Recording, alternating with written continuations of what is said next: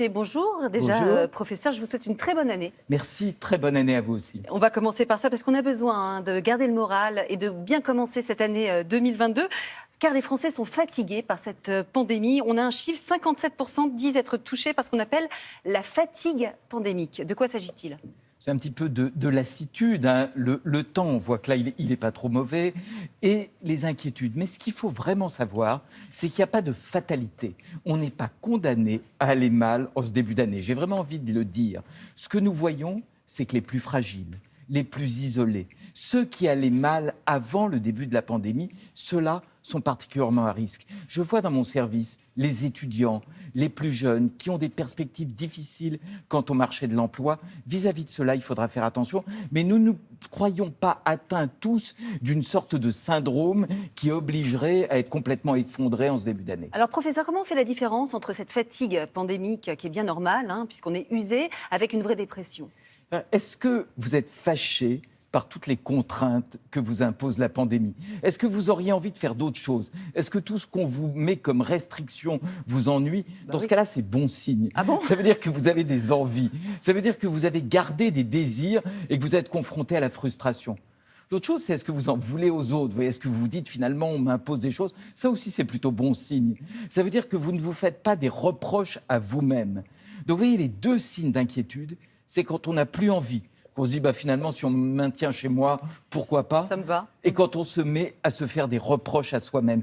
Donc ça peut être les deux indices qui vont faire la différence entre l'agacement un peu normal qu'on a tous, d'être obligé de mettre des masques, d'être dans un hôpital qui va mal, et puis la maladie mentale. Alors, professeur, dans votre dernier livre, Les 4 temps de la Renaissance, le stress post-traumatique n'est pas une fatalité, qui paraît en poche d'ailleurs cette semaine, Oui. vous comparez ce qui nous arrive, c'est-à-dire la pandémie, avec carrément un attentat. C'est-à-dire qu'on a les mêmes symptômes post-traumatiques après un attentat, réellement ? On a, et en tout cas certains d'entre nous, ont été confrontés à des vrais traumatismes. Je pense aux soignants. Vous savez, je m'occupe d'un service, je travaille dans un hôpital qui est totalement ébranlé par ce qui se passe aujourd'hui. On a l'impression qu'on est dans deux mondes, vous voyez. On est dans un monde qui veut un peu nier la réalité de ce qui se passe et nos services hospitaliers qui sont dans les plus grandes difficultés. Donc ceux-là ont vécu des vrais traumatismes. Et quels sont les symptômes ? Les symptômes, c'est 2-3 choses. C'est les sursauts, c'est des cauchemars et c'est l'envie d'éviter tout ce qui rappelle la pandémie, ce qui peut arriver à faire des bêtises, vous voyez, à ne pas à prendre les précautions dont on devrait. D'ailleurs, la question qui vient, c'est est-ce qu'il faut se protéger des informations ? Est-ce qu'il faut être dans le déni ou au contraire, est-ce qu'il faut s'informer ? Qu'est-ce que vous conseillez, vous, en tant que psychiatre, par rapport à tout ça ? Il y a une très belle étude du Lancet qui a comparé ceux qui résistaient bien à la situation actuelle et ceux qui résistaient le moins bien.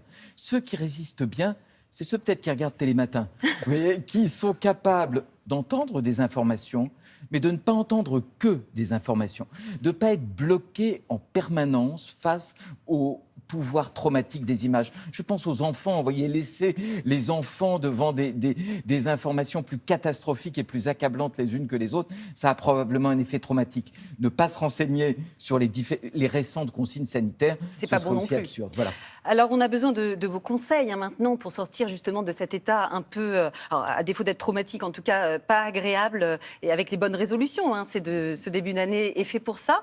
La forme physique, évidemment, c'est important. On aborde ce mois-ci le Dry January, c'est le défi du mois sans tabac. J'imagine comme bonne addictologue que vous êtes pour ? Alors, moi, sans alcool. Sans alcool, sans tabac, c'était le mois de novembre. Vous aviez envie un petit peu... Mais j'ai arrêté le tabac. Alors, l'alcool, voilà. qu'est-ce qu'on fait ? Donc, ni le tabac, ni l'alcool. Déjà, c'est un test formidable. Vous savez, dans la vie, quand on tient à quelqu'un ou quand on tient à quelque chose, on s'en rend vraiment compte quand on nous l'enlève.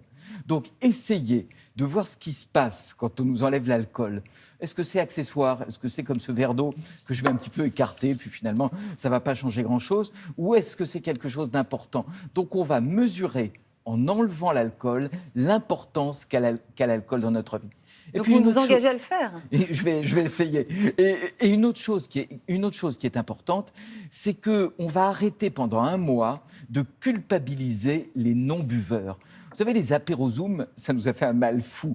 À un moment, il fallait boire pour être un résistant, un résilient.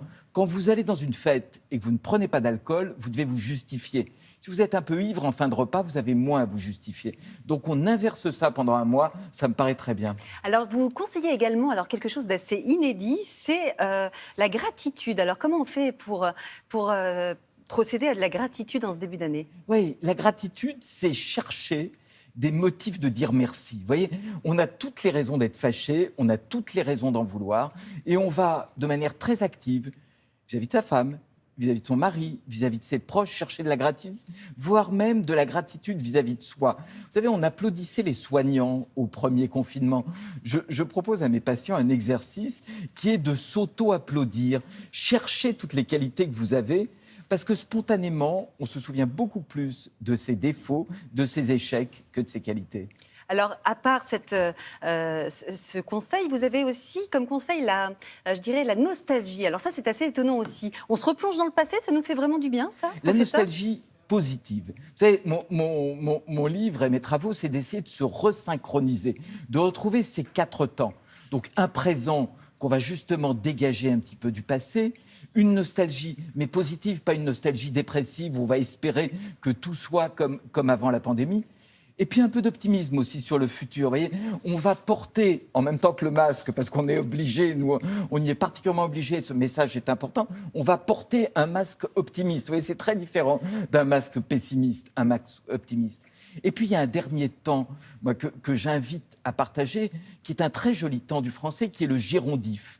Qu'est-ce que je fais en buvant, en lisant, en marchant, en chantant? Vous voyez, ce retour à l'instant présent, et il y a un temps qui fait du mal, et dont heureusement vous n'abusez pas, c'est le conditionnel. Ou l'impératif. Ou l'impératif. Mais il y a déjà tellement de choses dans les informations inquiétantes, ne rajoutons pas des informations conditionnelles. Eh bien, merci pour cette révision de nos temps qui vont nous faire du bien pour le moral. Je rappelle la sortie de votre livre, Les 4 temps de la Renaissance, le stress post-traumatique n'est pas une fatalité, qui sort en édition de poche. Merci beaucoup, professeur Lejoyeux. Merci beaucoup.